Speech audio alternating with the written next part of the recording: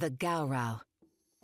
They say the Ozarks have always had their share of strange things lurking just beyond the light, and none so fearsome as the Gowrow.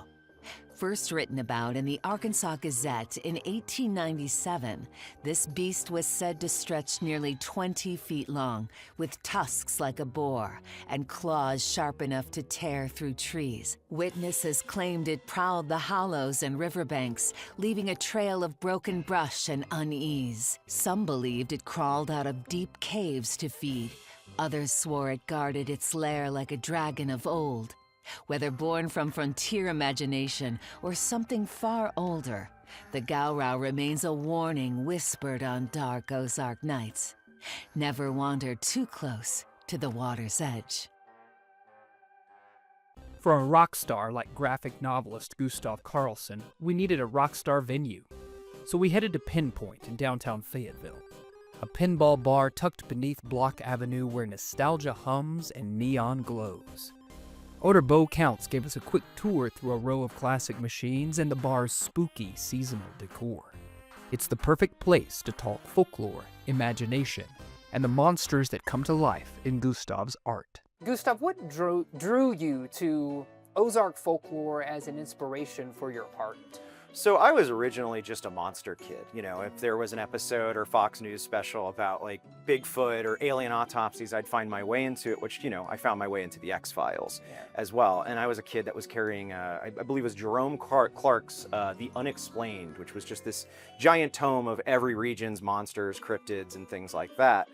And then as I got older, I got more interested in from an avenue as a writer creating small fictional towns. And that ended up dovetailing nicely because if you start thinking about building a small town, you want to think about its regional folklore as well. Sure. And studying real folklore allows you to better kind of create facsimiles of, you know, folklore for a fictional town. That connection between imagination and regional storytelling became the heart of Gustav's work, blending his love of comics with the culture of the Ozarks. You just used the term cryptid. Can you explain more about what that term means? Yes, absolutely. Cryptids are, it's kind of a generic term for anything that goes bump in the night. It comes from cryptozoology, which is the study of hidden animals or secret animals. And it used to, you know, things like the coelacanth would fall under it, the thylacine would fall under it, but in modern parlance, it mainly means Bigfoot, Loch Ness Monster. Through his art, Gustav reimagines these mysterious beings, some drawn from folklore, others shaped by his own creativity. So when you're creating this art, right, you know that something exists. I know that you can pull from maybe imagery that you have seen. How much of existing imagery do you draw from, and then how much of it is your own reimagining of these creatures? So that's a point I've had to think about a lot recently. I did all the way back when I was doing my original run of Backwood Folk, my comic. It was a web comic initially that I was doing in between classes in college. And I was studying the regional monsters, and I would incorporate things like the Gowrow. And at that point, I was kind of a little bit more cavalier in how accurate designs needed to be to the actual folklore. And so I created this sort of serpentine version of it with these long tusks and these saucer-like eyes. And there's elements of that in the original designs, but at this point, when I'm doing this in, I think, like 2010 or 2011, internet resources aren't quite as available on finding images of the Gowrow. Right. So I'm kind of playing a little bit more in my own imagination, save that it has big tusks and it's underground. Sure. What I've watched happened over years is that design got utilized in a Mental Floss article. And ever since, I've seen a whole new strain of Gowrow designs that look kind of like mine. Yeah. So now I try to backfill a bit and be like, okay, I got to go back to the original designs because it's interesting watching, you know, a seed grow that you didn't quite intend. Right. You know, not to say that I designed the Gowrow, of kind course. of a little flattering, though. Oh, Also, sure. In a way. But it does mean when I approach something that doesn't exist on the internet as far as an image goes, I do try to capture something a little bit more accurate to the folklore at first. So I'm not the authoritarian vision of a creature. Sure. Because there's a whole line of history with all of these. I bet. Okay, so can we break it down a little bit? Speaking of, I was going to say Ozark monsters, but let's just open it up because we've got several sort of folklore tales and monsters, cryptids. What other creatures exist here in the natural state? Well, we also have Smokey Joe. This is one that I'm quite partial to because it comes out of the region that I was raised out of. Now, Smokey Joe is more of a campfire tale of a scoutmaster at Camp Orr, Boy Scout master, who gets hit in the head by a rock by one of the counselors during a fight in the riverbed, loses consciousness, and becomes this wild man living in the caves. Now, as that story progresses, of course, he looks more and more hairy. He's got bigger and bigger feet. And now you see this campfire story often cited as proof of Bigfoot in the Ozarks, despite the fact it comes from a tradition of wild men.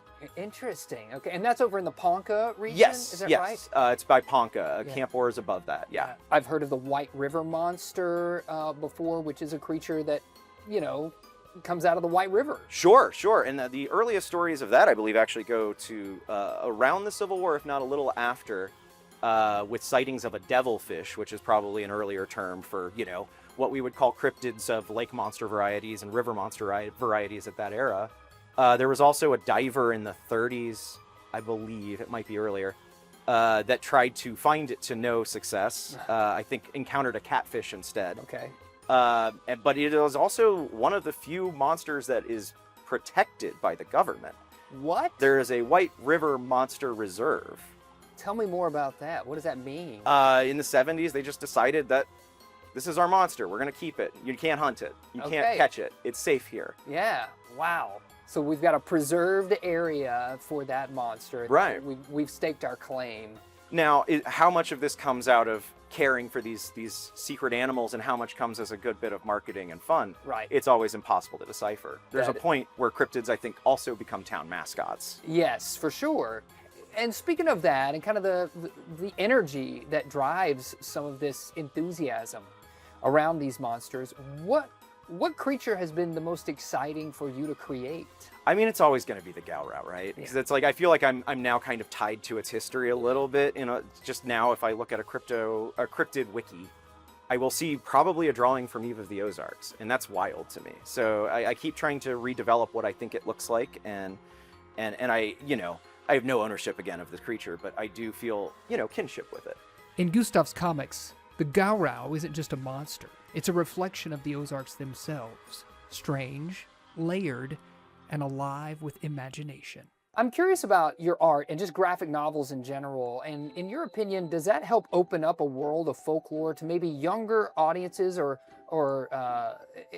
in the same breath, the internet has done a lot as well. So I don't know, maybe you could speak to some of that. Yeah, I mean, the internet's been fascinating for what it does for like strange animals and cryptids. We are finally inventing new ones. You know, obviously the most common online cryptid would be Slender Man, but we actually have one in the Ozarks that might predate it. And that would be, and this is the controversial thing I'll say on here, but the Ozark Holler, which is now probably cited as our most common cryptid or beast. You know, if you look into any book on the monsters of the states and things like that, it's certainly our regional most popular. But as far as I can tell, it dates back to the 90s on the internet. I found an article by cryptozoologist, he's also the founder of the International Museum of Cryptozoology in Portland, Maine, Lauren Coleman, wrote an article where he believes that he found the origin of it on a Memphis atheist forum. Online? Online. Yeah. And as a prank. Now, I've also heard variations that it started as a prank on frat boy forums and things like that. Sure. It's hard to say, but as far as I can tell, and I've talked to other researchers on this, and historians specifically, and we can't find any written record before the 90s. Let me ask you this. Do you think that these monsters, do they exist to invoke fear? Are they supposed to be scary? Or are they nice? I mean, where do you stand on that? Or is it different from monster to monster? Different from monster to monster, but I'd say most of them, and a lot of the ones I work with in my own kind of fiction or as inspirations of my own fiction, are cautionary tales. Stay out of the cave. There's a big monster in it. You know, don't dive too deep. The giant creature of the hole in the Buffalo River will grab you. You know, like they're the Smokey Joe story is largely a cautionary tale of behaving on a camping trip, right? Now there's other ones that are more mischievous that just explain phenomenon. There's There's the faraway bird, which is, you know, a vulture with one wing bigger than the other, so it's always circling. Okay. And I like a lot of them, like jackalopes, kind of sort of creatures, which I don't think the intent is to terrify, but to add more mystery to a world that is increasingly lacking in it. Oh, that's well said. I totally agree. What role do you think artists play in preserving and maybe reinterpreting folklore?